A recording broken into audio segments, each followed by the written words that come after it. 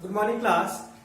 Today we are going to study class 9 Geography chapter 2 Physical features of India.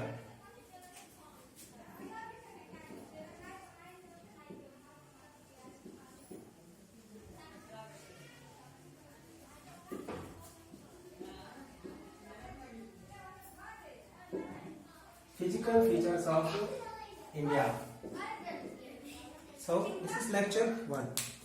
So हम सब जानते हैं कि इंडिया एक बहुत ज़्यादा डाइवर्स कंट्री है. इंडिया में हमें बहुत सारे distinct land masses, land features मिलते हैं like deserts, plains, mountains, oceans. इसके बाद island groups, coastal plains. So basically India जो है, इंडिया का जो फिजिकल फीचर्स है, इंडिया को हमने लगभग 6 मेजर फिजियोग्राफिक डिवीजन में डिवाइड किया है. that is Himalaya, that is the Himalayan mountains.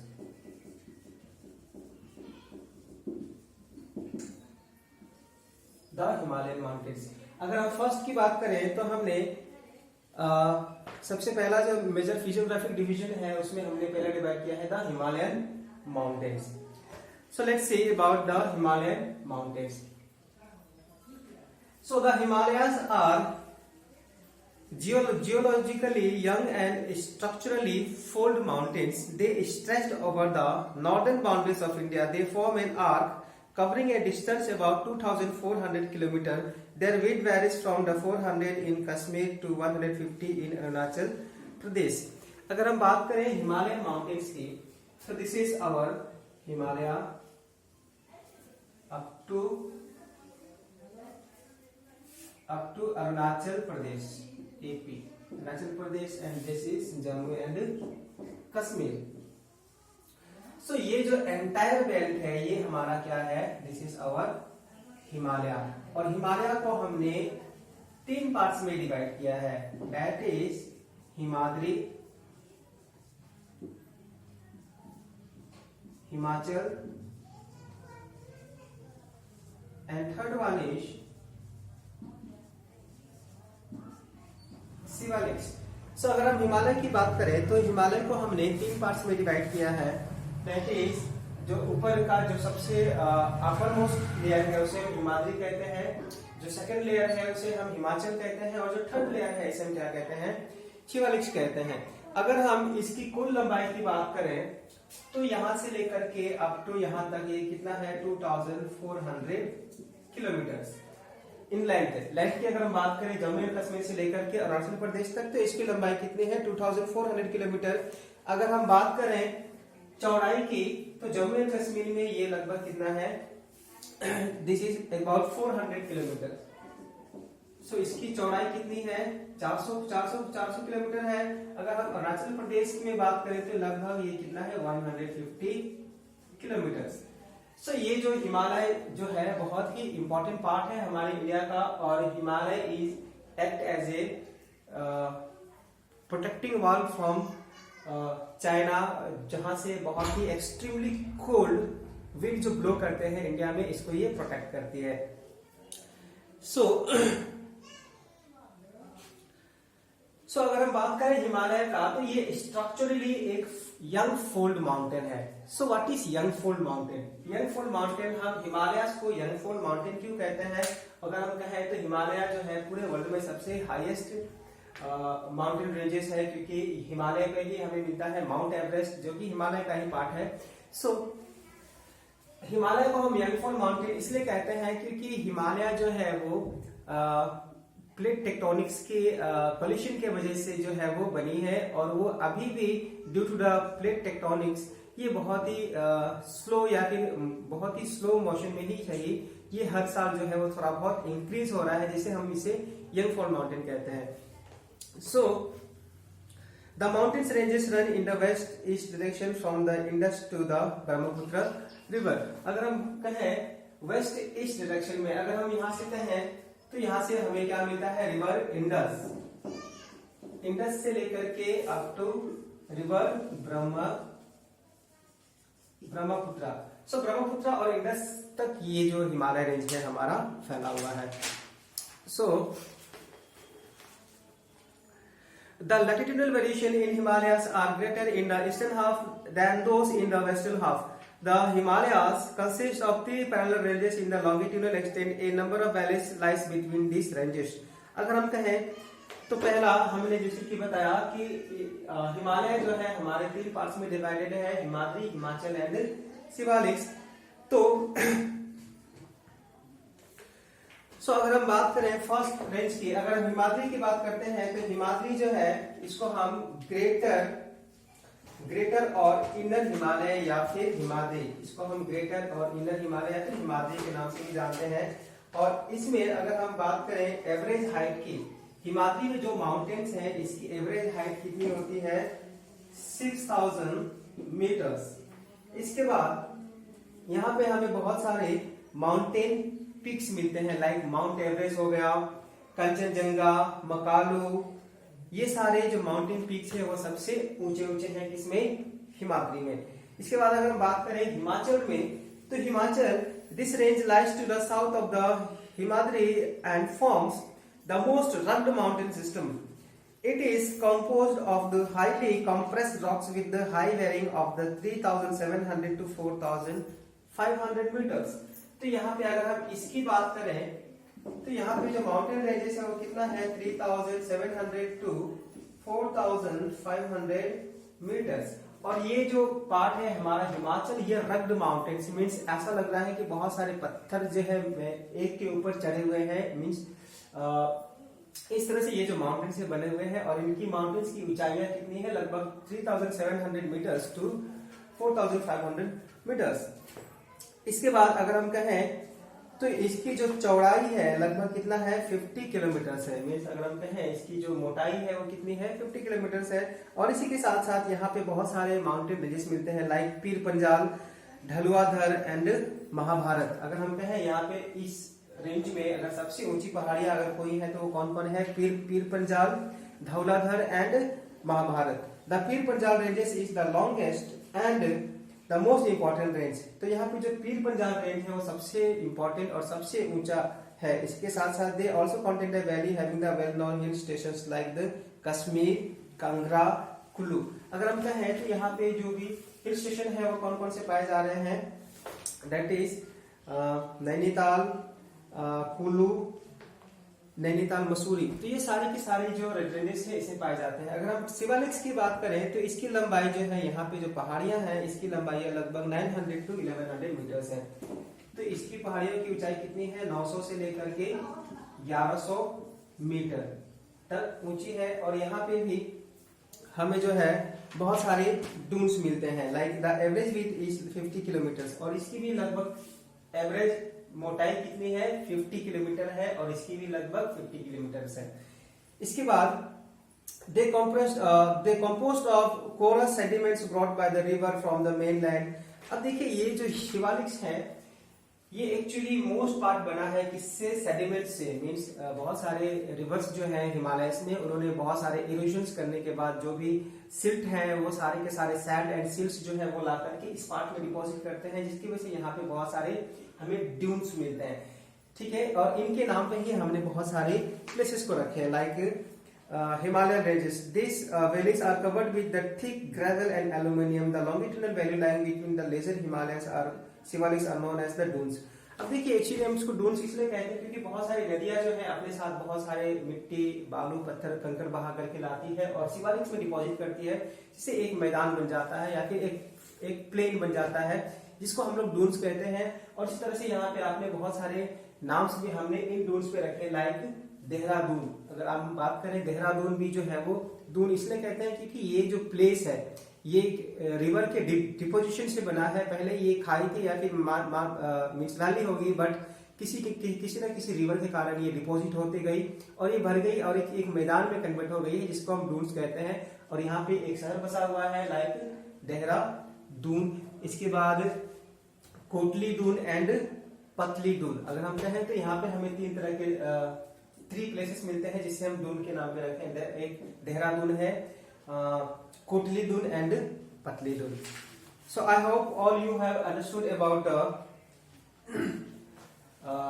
the Himalayan mountains. So let's move to our next topic, that is the northern plains.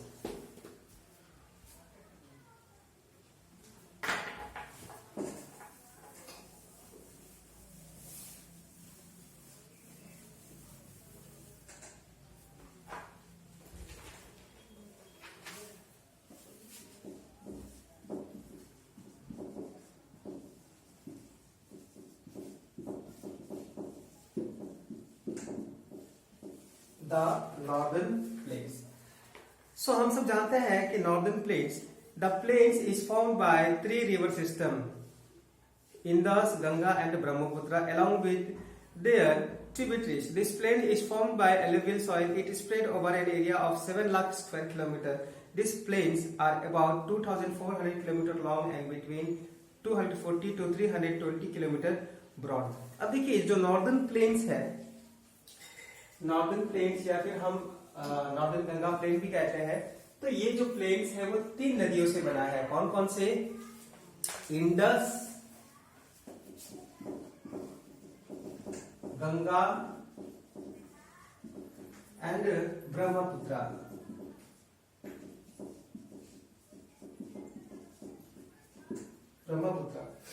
सो अगर हम बात करें नॉर्दर्न प्लेन की, तो ये नॉर्दर्न प्लेन किससे बने हैं? तीन रिवर के डिपोजिशनल एक्टिविटी से बने हैं. और ये जो है माउंटेन से निकलने के बाद जैसे ही प्लेन्स में एंटर करती है, इन्होंने एक बहुत ही विशाल मैदान बनाया है जिसकी कुल लंबाई कितनी है? लगभग 2400 किलोमीटर. और इसकी वेट कितनी है?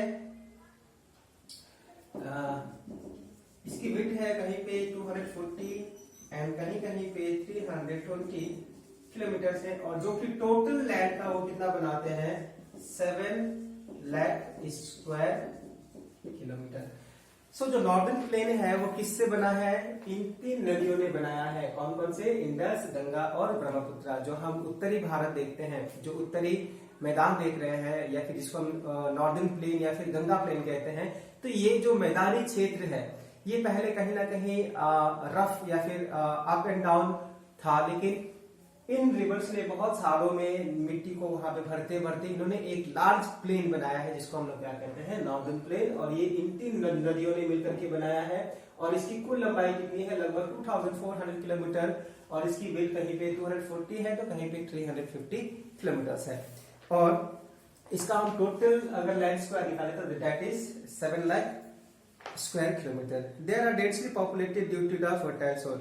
अगर हम बात करें नॉर्दर्न प्लेन्स की, तो northern plain is highly populated.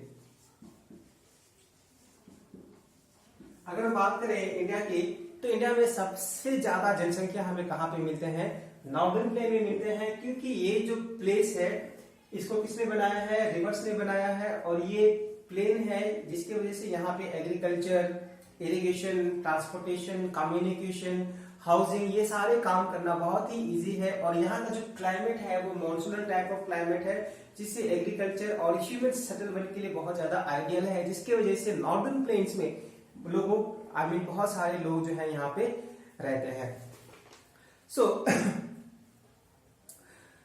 the rivers originated from the northern mountains slow down due to the gentle slope which result in the formation of riverine island. Majuli is the largest inhabited riverine island in the world and lies in the Brahmaputra river. अब इसी की तरह अगर हम बात करें रिवरन Iceland, सो आपने रिवरन Iceland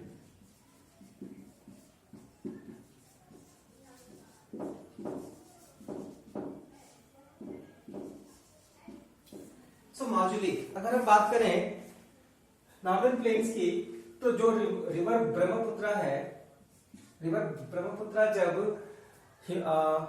Himalaya से जब नीचे निकलती है और जैसे ही ये प्लेन्स में एंटर करती है, तो यहाँ पे रिवर जो है बहुत ही यहाँ पे जो स्लोप्स है बहुत ही शैलो हो जाते हैं, जिसकी वजह से जो स्पीड ऑफ द रिवर है वो स्लो हो जाती है. और इसके बाद इसको बहने का मौका बहुत ज्यादा नहीं मिलता है, जिसकी वजह से Majuli in Assam. Majuli is in Assam nearby Guwahati. Majuli कहाँ पे है? गुवाहाटी आसाम में है। और ये जो ब्रह्मपुत्र रिवर है जब निकलती है आसाम में गुवाहाटी के पास, तो वहां पे एक प्लेस है जिसका नाम है माजुली। और यहाँ पे ये जो रिवर है वो डाइवर्ट हो जाती है टू पार्ट्स में, मीन्स यहाँ से एक रिवर आई है और बीच से डिवाइड हो गई है और वो आके फिर कहीं भी मिल गई है। तो यहाँ पे जो लैंड है इसको हम क्या कहते हैं? रिवरन आइसलैंड कहते हैं। और यहाँ पे एक रिवरन आइसलैंड बनाया गया है ब्रह्मपुत्र के द्वारा, जिसको हम लोग माजुली कहते हैं। और ये वर्ल्ड का सबसे लार्जेस्ट रिवर आइलैंड है जो कि इंडिया में है। साथ ही साथ Majuli is the largest inhabited river island in the world in lies in the Brahmaputra river. The river is split into a number of channels in their lower courses due to the deposition of silt. These channels are called distributaries. They are common feature from the river delta. So इसी तरह से अगर हम कह सकते हैं कि यहाँ पे आने के बाद ये और बहुत सारे ट्रिब्यूटरीज में, मीन्स जब भी कोई नदी पहाड़ों से निकल करके मैदानों में आती है तो वहां पे मैदान होने के कारण ये नदी जो है बहुत तेजी से नहीं बह पाती है और वो बहुत सारे पार्ट्स में डिवाइड हो जाती है, जिसको हम क्या कहते हैं? ट्रिब्यूटरीज कहते हैं। इसको हम क्या कहते हैं? ट्रिब्यूटरीज कहते हैं। और इसी तरह से ये एक बहुत ही विशाल मैदान का निर्माण करते हैं। So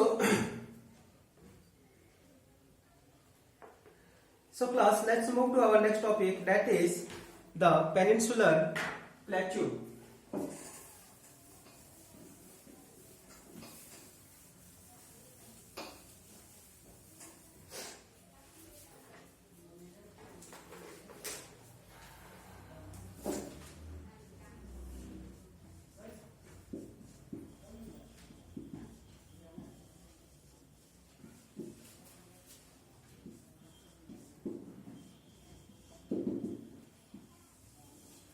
The peninsular plateau. So, if you draw a map of India,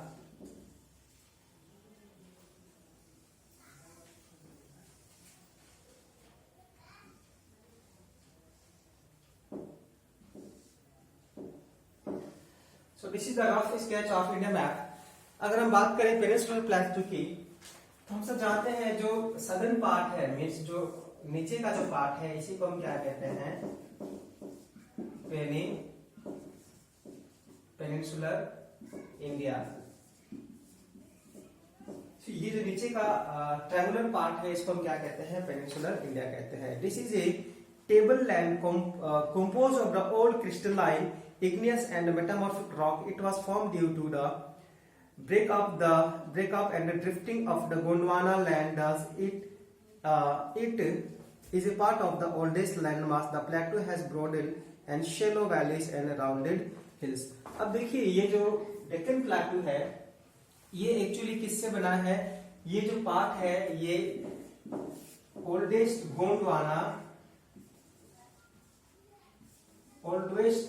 Gondwana land का पार्ट है जो कि एंशिएंट टाइम से ही बने हुए हैं। और ये जो हमारा पेनिनसुलर प्लेटू है ये इग्नियस रॉक से बना हुआ है। ये इग्नियस रॉक से बना हुआ है क्योंकि एंशिएंट टाइम में यहाँ पे बहुत ज्यादा वॉल्केनिक एरप्शंस हुए थे और जब लावा और मैग्मा जब बाहर आया और जब वो रॉक्स ठंडे हो गए तो वो किस में कन्वर्ट हो गए? इग्नियस रॉक में। और यहाँ पे इग्नियस रॉक बहुत ज्यादा है और जिसकी वजह से बहुत ज्यादा वॉल्केनिक एरप्शंस होने के कारण यहाँ पे हमें क्या मिलता है? Black soil. इसके बाद अगर हम बात करें पेनिनसुलर प्लेटूज की, तो इसको भी हमने जो है 3 पार्ट्स में डिवाइड किया है। That is central highlands, Deccan प्लेटू, and third one is western and eastern Ghats. And last one is Deccan Tract and Deccan trap. So अगर हम बात करें द पेनिनसुलर प्लेटू, इसको भी हमने जो है 4 पार्ट्स में डिवाइड किया है, central highlands, Deccan plateau, western and eastern Ghats and Deccan trap.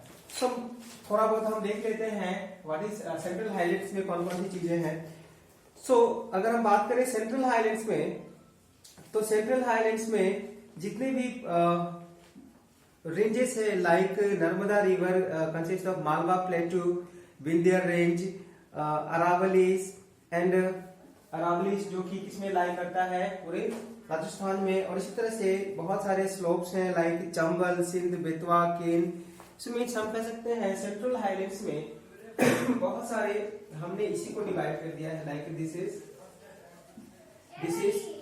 Western Ghats and this is eastern Ghats. और ये जो पार्ट है बीच का, इसको हम क्या कहते हैं, सेंट्रल हाईलैंड्स। और सेंट्रल हाईलैंड्स में ही वेस्टर्न घाट्स और ईस्टर्न घाट्स है जो कि अप टू मध्य प्रदेश फैला हुआ है। अगर हम वेस्टर्न घाट की बात करें अप टू राजस्थान, तो इसी में बहुत सारे Satpura range, Vindhya range, Aravalli range और बहुत सारे रिवर्स लाइक नर्मदा, रावी, सिंध, नर्मदा, कृष्णा, कावेरी, सिंध, ये सारे रिवर जो है वो इस एरियाज में फ्लो करते हैं। साथ साथ अगर हम डेक्कन प्लेटू की बात करें, तो यहाँ पे ये एक ट्रायंगुलर लैंड मास है जो कि हमारे साउथ में फैला हुआ है। This is called Deccan trap. तो ये ट्रायंगुलर है और यहाँ पे हमें बहुत सारे हाईलाइट्स मिलते हैं, जिसमें से अगर हम कहें माइकल रेंज, इसके बाद कैमूर हिल्स, महादेव हिल्स। तो यहाँ पे हम कहें कि इस एरिया में जो सबसे बड़ी बड़ी पहाड़ियां हैं वो कैमूर हिल्स है, महादेव हिल्स है, जो कि हमें किसमें मिलते हैं, डेक्कन प्लेटू में। इसके बाद अगर हम कहें वेस्टर्न और ईस्टर्न घाट्स में, तो यहाँ पे सह्याद्री रेंज है एंड ऑल्सो अनाईमोदी। अगर हम कहें कि अगर हम वेस्टर्न घाट्स और ईस्टर्न घाट्स की अगर हम सबसे ऊंचाई वाली बात करें, तो अगर हम सबसे ऊंचा अगर हम वेस्टर्न घाट्स में कहते हैं तो डेट इज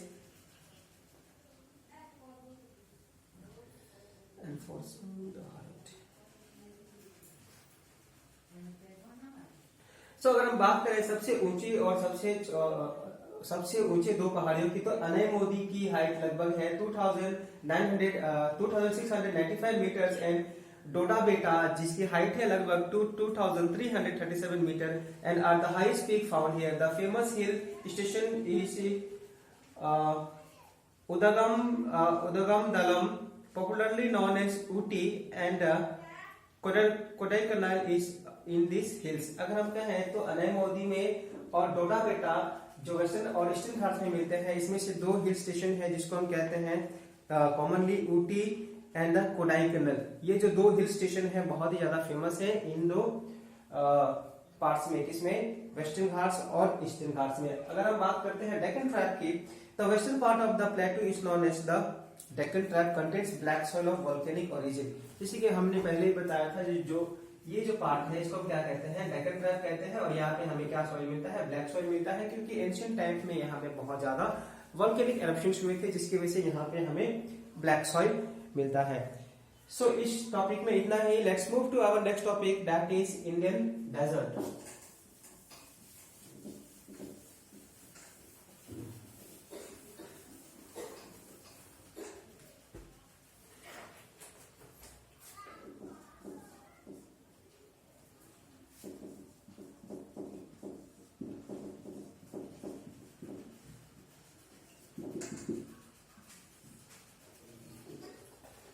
सो क्लास, आप सब जानते ही होंगे कि इंडिया में डेजर्ट्स कहाँ पे पाए जाते हैं। We all know that there is a big desert found in India, that is Thar desert, जो कि कहाँ पे मिलता है, राजस्थान में। So this lies on the western margin of the Aravalli hills. It consist of the wave like sandy plain with various type of sand dunes. It receives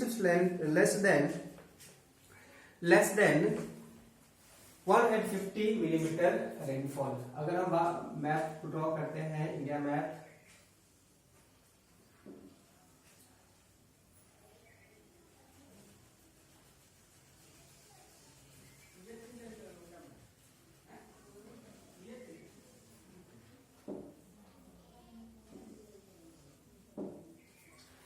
तो this is a rough map of India. अगर हम बात करें तो हमें ये जो part है राजस्थान, इस पार्ट में हमें क्या मिलते हैं, डेजर्ट्स मिलते हैं, और ये जो है यहाँ पे हमें एक माउंटेन रेंजेस मिलते हैं जिसको हम क्या कहते हैं, अरावली। अरावली माउंटेन रेंज हमें कहाँ पे मिलते हैं, राजस्थान में। और यहाँ पे अगर हम एनुअल रेनफॉल की बात करें तो 150 मिलीमीटर रेनफॉल एनुअली। सो अगर हम डेजर्ट्स की बात करें, इंडियन थार डेजर्ट्स की, तो यहाँ पे एनुअल रेनफॉल कितना है, 150 मिलीमीटर, मीन्स 15 सेंटीमीटर्स और 150। सो it has arid climate with long vegetation. Here stream appear only during the monsoon season. Luni is the only large river in this region. अगर हम बात करें तो ये जो एरिया है बहुत ही ड्राई है, जिसको हम एरिड रीजन कहते हैं। This region is arid region and there is only one river, that is Luni, जो कि ईस्टर्न पार्ट में है राजस्थान के, और एकदम वेस्टर्न पार्ट में बहुत ज्यादा ड्राई है। अगर हम ईस्टर्न पार्ट की बात करते हैं तो यहाँ पे हमें कुछ ना कुछ ग्रीनरी मिलती है। इसी के साथ साथ क्रिसेंट शेप से dunes called barchans cover most of the deserts. अगर हम बात करें यहाँ पे थार डेजर्ट की, तो थार डेजर्ट में मोस्ट पार्ट में हमें बहुत ज्यादा बर्चन्स जो है वो एक सैंड ड्यून है जो कि लाइक रेत के टीले की तरह दिखती है, और वो हमेशा शेप एंड साइज जो है वो रेगुलरली चेंज होते रहते हैं। तो ये जो है हमें लॉन्गिट्यूडनल ड्यून्स के रूप में ही हमें इस तरह से ही देखने को मिलते हैं। साथ ही साथ western edges of this region near the Indo Pak border, this desert is also known as the Thar desert. तो ये जो डेजर्ट है हम सब जानते हैं कि इसको हम थार डेजर्ट कहते हैं, थार डेजर्ट। और ये जो है इसके इंडो पाक में कवर्ड है, क्योंकि इसके बाद पाकिस्तान स्टार्ट हो जाता है, और ये जो है इंडिया से लेकर के पाकिस्तान तक फैला हुआ है। सो इस टॉपिक में इतना ही। Let's move to next topic, the coastal plains.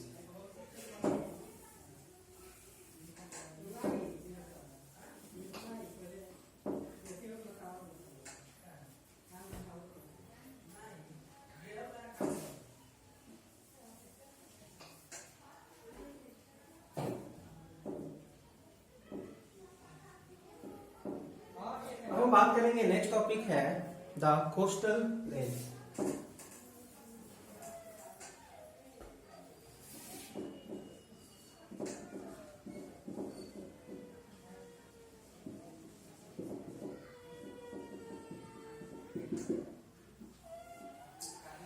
So coastal plains में हम सब जानते हैं कि हमारा जो ओशियंस है वो इस पार्ट तक डिवाइडेड है, that is bay of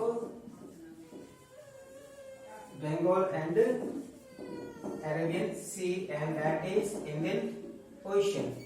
So हम सब जानते हैं कि हमारा जो पेनिनसुलर पार्ट है वो 3 साइड ओशन से कवर्ड है, और इसके बाद जो भी लैंड बाउंड्रीज है यहाँ पे इस रीजन में, इसी को हम क्या कहते हैं, कोस्टल प्लेन्स कहते हैं।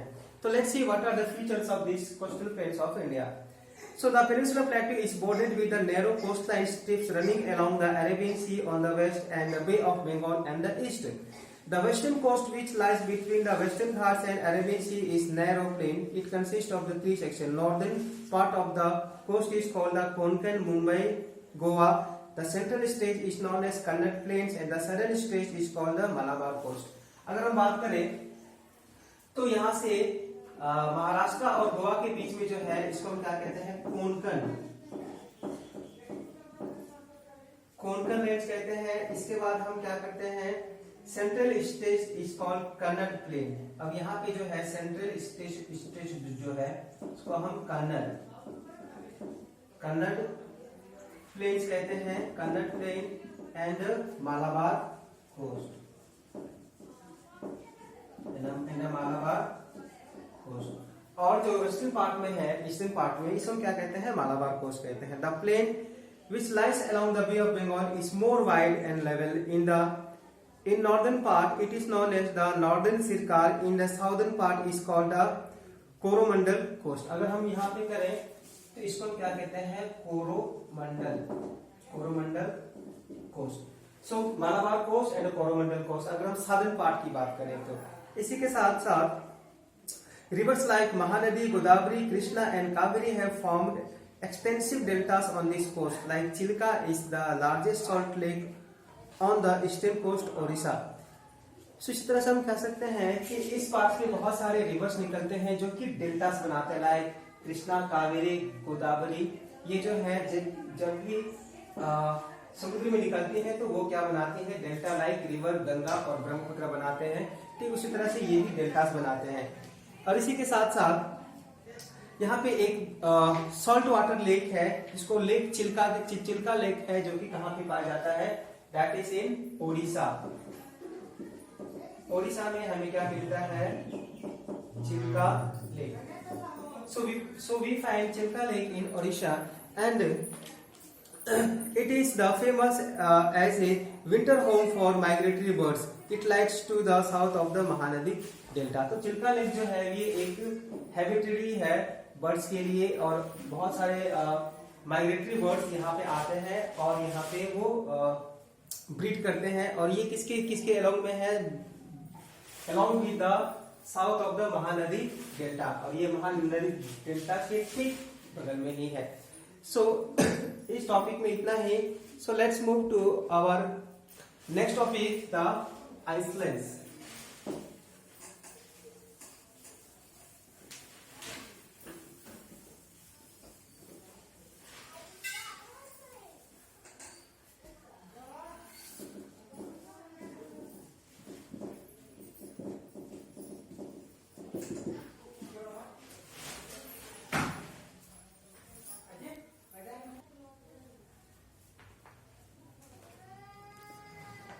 So class, our last topic is the Icelands.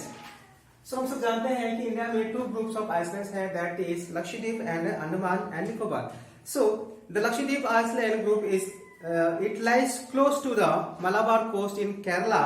This group of island is composed of small coral islands. Early they were known as the Lakadweep, Mykonos and Amdweep. In 1973, these were named as Lakshadweep. They cover a small area of 32 square kilometre. So देखिए, अगर हम बात करें Lakshadweep islands की, तो ये एक coral islands थे। So you know about corals. Corals are microscopic animals